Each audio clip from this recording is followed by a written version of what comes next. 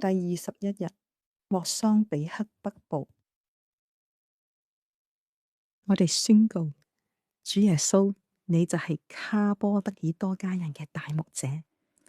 主啊，求你親自嘅撫摸每一位曾經目擊青年黨恐怖攻擊嘅孩子們同難民，佢哋心靈嘅創傷。主啊，求你用你大能嘅手嚟到環繞佢哋，保抱佢哋，讓佢哋深深經歷你嘅愛，你嘅醫治。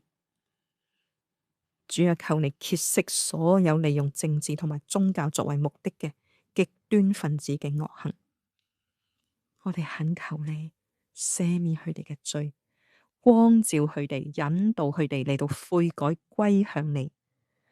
甚願佢哋嘅生命被基督你嘅愛翻轉嘅時候，係能夠帶住你嘅使命起嚟，為佢哋嘅國家復興嚟到盡心竭力。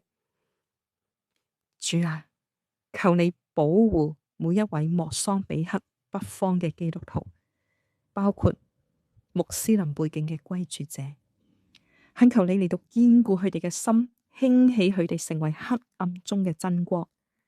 求你祝福，讓佢哋嘅生命係有活潑美好嘅見證。